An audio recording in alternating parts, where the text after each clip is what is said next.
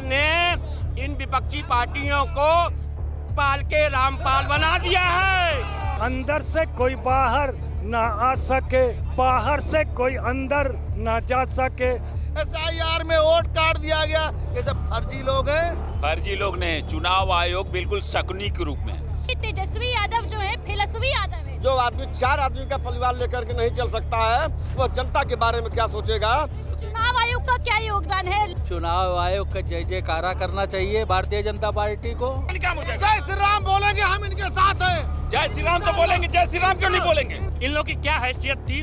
60 साल तक इन्होंने चूतिया बनाया पूरे देश और प्रदेश की जनता को। वो कांग्रेस थी तो IIT दी, IIM दी, इसरो दी, DRDO दी, CHC दी, PHC दी, डिस्ट्रिक्ट हॉस्पिटल दिया। सब मर जाना चाहिए इनको। वाह ज्ञानेश कुमार जी। आपकी गोदी मीडिया खा रही है, ये झूठ बोलते हैं। गोदी मीडिया झूठ दिखा रही है। लेकिन आज भी आंकड़ा यही कह रहा है कि भाजपा से 15 लाख ज्यादा वोट RJD पाई है। ओवैसी साहब के अगर आप 5 सीटें लेओगे तो क्या आप पंचर बनाने वालों का साथ लेओगे?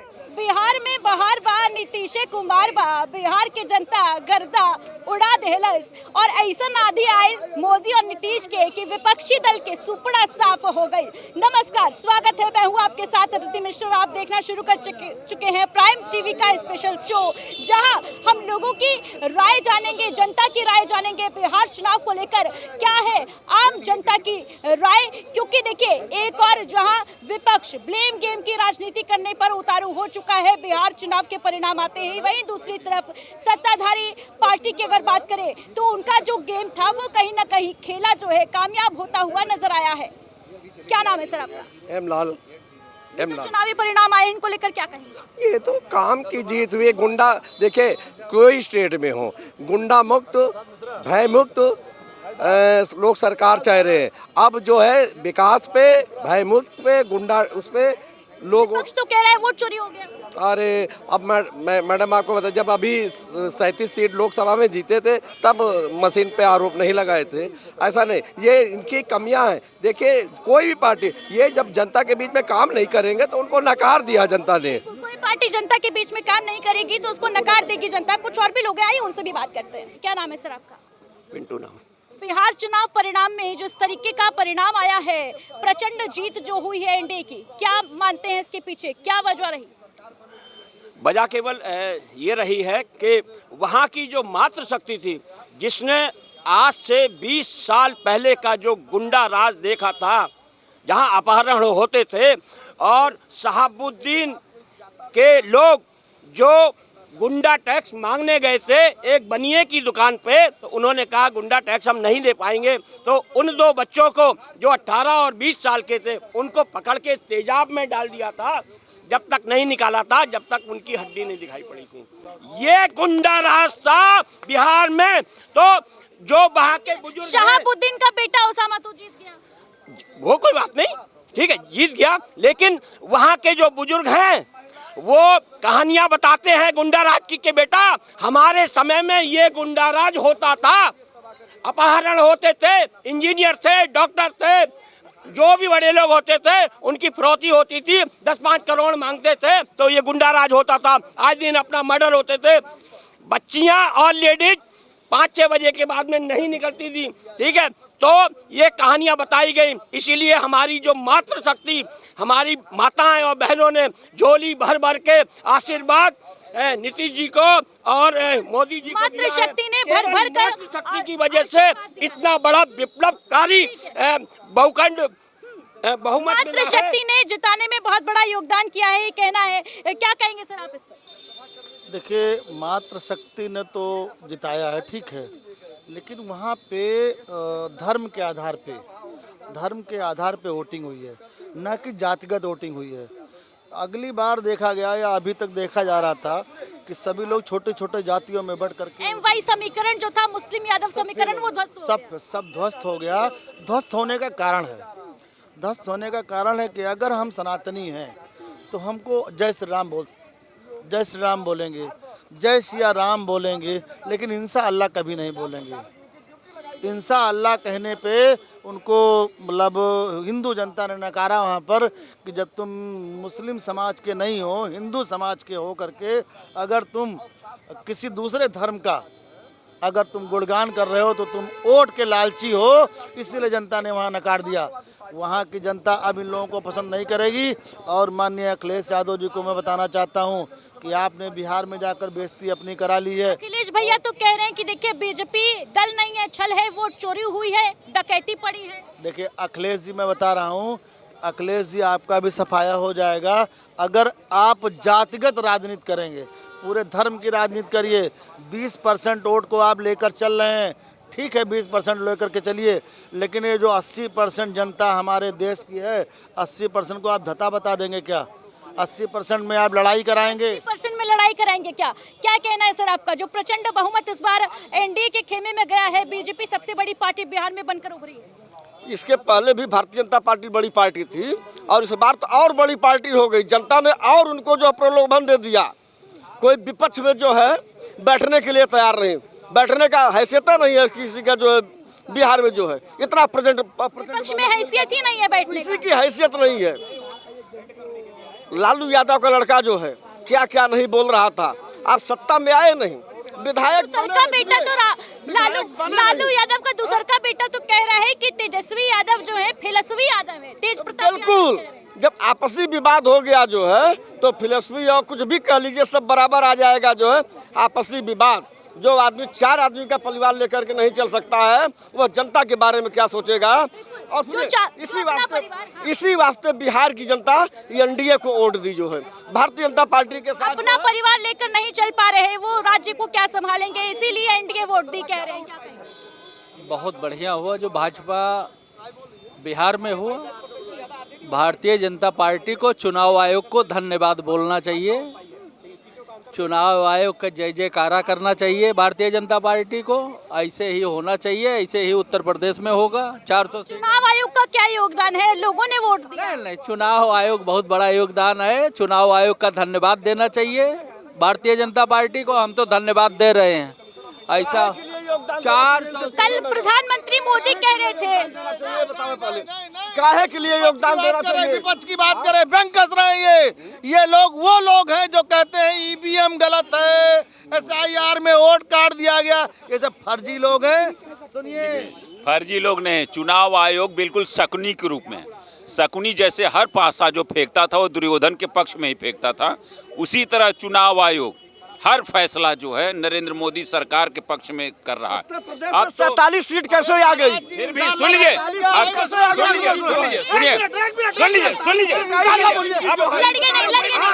वो 47 सीट से इस्तीफा जो है, बता रहा हूँ, अखिलेश सुन लीजिए, 45 सीट दे दिया था। अरे भाई सुनोगे पहले, सुनोगे नहीं, पहले सुनोगे नहीं, जय श्री राम बोलेंगे, हम इनके साथ हैं। जय श्री राम तो बोलेंगे, जय श्री राम क्यों नहीं बोलेंगे? जय श्री राम क्यों नहीं बोलेंगे? साथ में नहीं सुन लीजिए, सेक्युलर नेशन है यहाँ पर, जय श्री राम इंशाल्लाह। 43 सीट भले मिल गई थी, लेकिन अखिलेश यादव ने क्या कहा था कि अगर मुझे 80 की 80 सीटों मिल जाए तब भी मैं यही चाहूंगा कि चुनाव बैलेट पेपर से हो। क्यों उन्होंने कहा था भाई?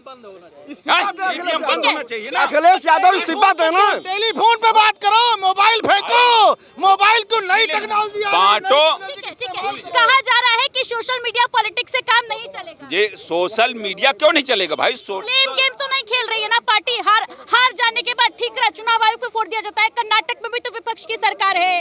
नहीं तो इसीलिए ना मैं बता रहा हूँ कि अखिलेश यादव ने आखिर फिर क्यों कहा कि जो 80 की 80 सीटें मिलेंगी तब भी मैं यही चाहूंगा कि चुनाव जो बैलेट पेपर से ईवीएम से बंद होना चाहिए।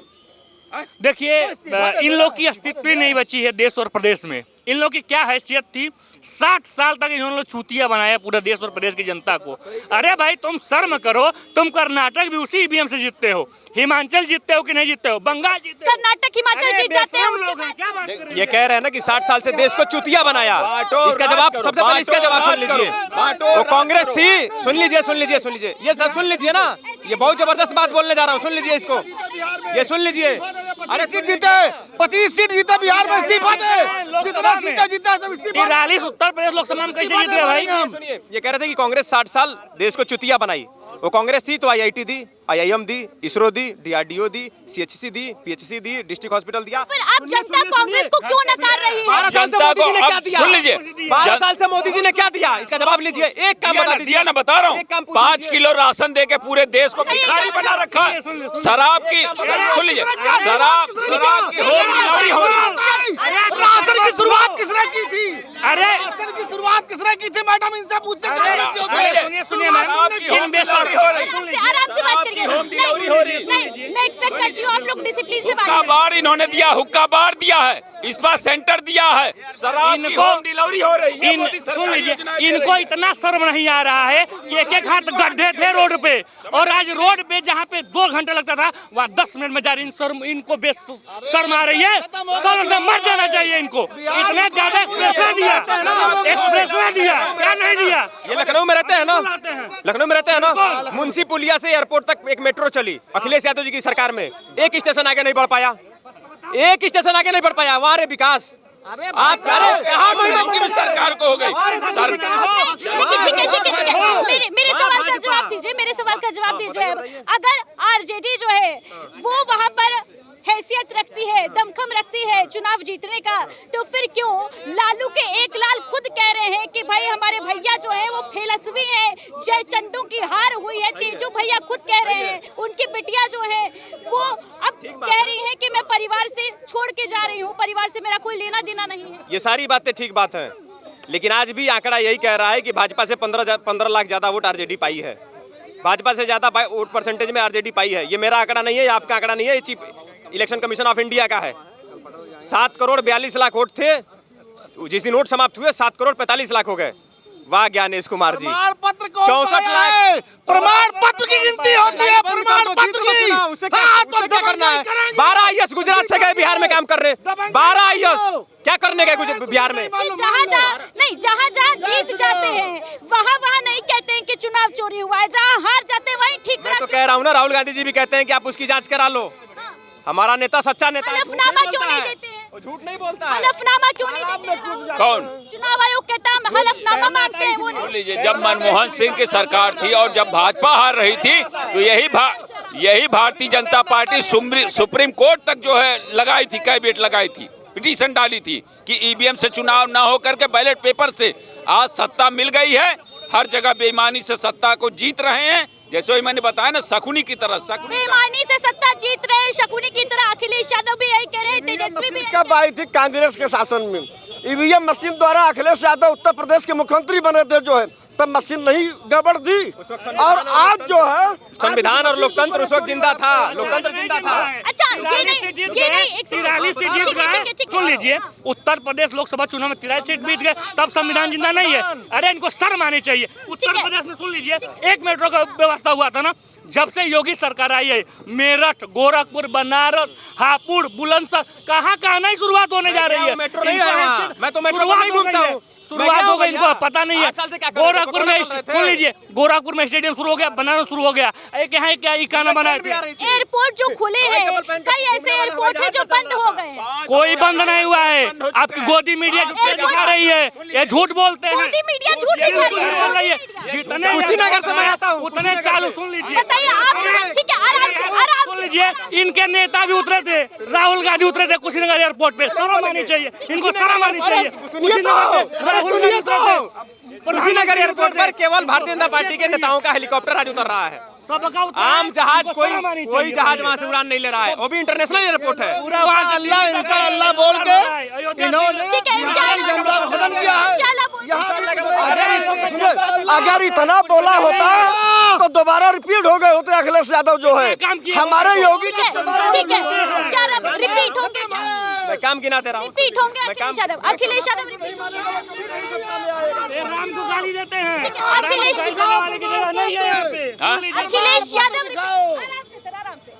यादव रिपीट होंगे क्या 27 जीवन में? देखिए तो भविष्य बताएगा ना, समझ रहे हैं कि नहीं? ये तो भविष्य बताएगा कौन जीवन में नहीं आएगा। राम को जो गाली देगा, जो सनातन को गाली देगा, जो सभी धर्मों को गाली देगा, वो कभी सत्ता में नहीं आएगा। लिख लो, ये मेरी बात है। जो राम का नहीं हुआ वो किसी का नहीं। खत्म हो गए, अब नहीं आएंगे। जो हिंदू सनातन को मानेंगे तभी आएंगे, नहीं तो नहीं मानेंगे। जो है क्यों नहीं भेजा गया संविधान मानने? कांग्रेसी लोग कह रहे हैं जब लिखा गया था, बाबा साहब अम्बेडकर ने कहा था 10 साल के अंदर मुसलमानों को किस पे? बिहार में जो चुनाव परिणाम आए हैं। ये लोग कह रहे हैं कि जो लोग इसके पक्ष में नहीं उनको पाकिस्तान भेज दें।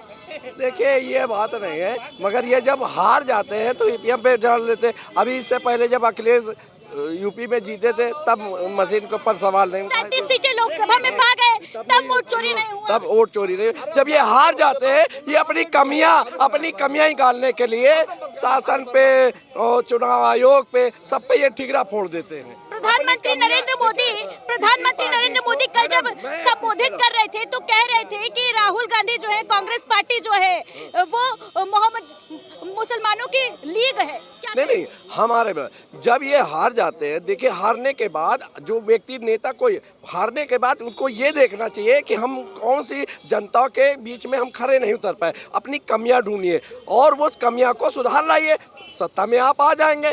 आप जमीन धरते पे काम करना नहीं चाह रहे और बीजेपी का जो कार्यकर्ता है जो जमीन पे है काम कर रहा, उनके कार्यकर्ता बहुत है। इनके पार्टी में जमीन पे जो नेता उतरेगा काम करेगा वही आएगा। ठीक है, बीजेपी काम कर रही है। हाँ, कर तो रही है काम, कर रही है काम, बिल्कुल कर रही है काम। क्या लगता है जो हार हुई है विपक्ष की बम्पर वोटों से जो जीती है बीजेपी, उसके पीछे क्या फैक्टर है? इसमें विपक्ष की कमियां रही हैं, वो ग्राउंड लेवल काम करती नहीं है और दोष देते हैं ईवीएम का, इन सब चीज़ों का। उनको काम करने की ज़रूरत है। क्या कहेंगे? अंदर से कोई बाहर ना आ सके, बाहर से कोई अंदर ना जा सके। सोचो कभी ऐसा हो तो क्या हो, सोचो कभी ऐसा हो तो क्या हो। नीतीश कुमार एक कमरे में बंद हो और फोर्स लग जाए। नीतीश कुमार